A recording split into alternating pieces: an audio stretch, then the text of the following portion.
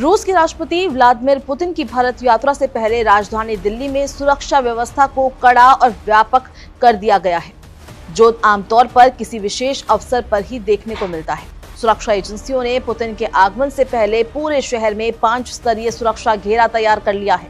इस घेरे में राष्ट्रीय सुरक्षा गार्ड के शीर्ष commando, snipers, drone, jammer, AI निगरानी और चेहरे पहचानने वाले कैमरे शामिल हैं। पुतिन के विमान से उतरते ही ये सुरक्षा घेरा पूरी तरह से एक्टिव हो जाएगा। रूस से पहले ही 4 दर्जन से अधिक शीर्ष सुरक्षाकर्मी दिल्ली पहुंच चुके हैं। ये अधिकारी दिल्ली पुलिस और एनएसजी के साथ मिलकर राष्ट्रपति के हर काफिले और संभावित मार्ग का गहन सर्वेक्षण कर रहे हैं। उनकी जिम्मेदारी केवल सुरक्षा की नहीं, बल्कि किसी भी आकस्मिक स्थिति के तुरंत समाधान की भी है। सुरक्षा के लिए स्थापित नियंत्रण कक्ष में ड्रोन के जरिए लगातार नजर रखी जाएगी और पूरे काफिले की गतिविधियों पर रियल टाइम निगरानी होगी। स्नाइपर्स राष्ट्रपति की आवाजाही वाले मार्गों पर तैनात रहेंगे, जबकि आंतरिक सुरक्षा का जिम्मा सीधे रूसी सुरक्षा बल और भारत के विशेष सुरक्षा समूह यानी एसपीजी कमांडो संभालेंगे। प्रधानमंत्री नरेंद्र मोदी के साथ पुतिन की बैठक के दौरान एसपीजी कमांडो आंतरिक सुरक्षा घेरे में शामिल होंगे।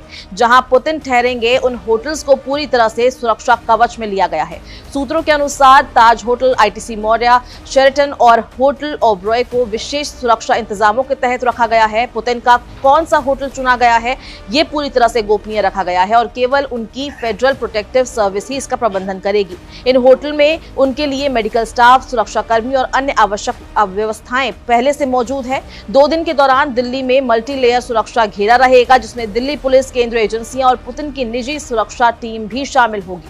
पुतिन की सुरक्षा व्यवस्था में एक और खास बात है उनका इस्तेमाल किया जाने वाला वाहन आरएस सीनेट। इसे रूस के वाहन निर्माता कंपनी आरएस मोटर्स ने बनाया है। ये एक भारी भक्तरबंद लग्जरी लिमोजीन है, जिसे पुतिन अपनी आधिकारिक यात्रा में हमेशा इस्तेमाल करते हैं। शंघाई सहयोग संगठन के पिछले शिखर सम्मेलन के दौरान भी पुतिन ने इस कार में प्रधानमंत्री मोदी के साथ यात्रा की थी।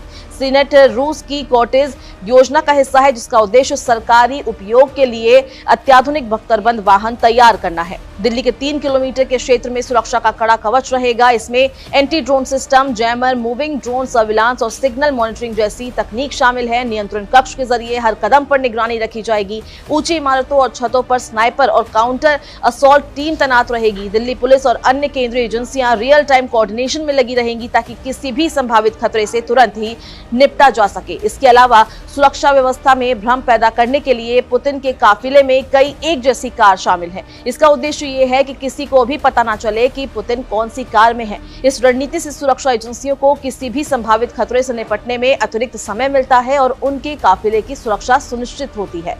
पुतिन की यात्रा के दौरान उनके लिए संभावित आकस्मिक स्थलों की भी एक सूची तैयार की गई है। सुरक्षा अधिकारी इन जगहों की भी जांच कर रहे हैं और हर स्तर पर संभावित खतरों का मूल्यांकन किया जा रहा है। दिल्ली पुलिस, एनएसजी और अन्य सुरक्षा एजेंसियां लगातार एक दूसरे के संपर्क में रहेंगी, ताकि सुरक्षा व्यवस्था में कोई कमी न रह जाए।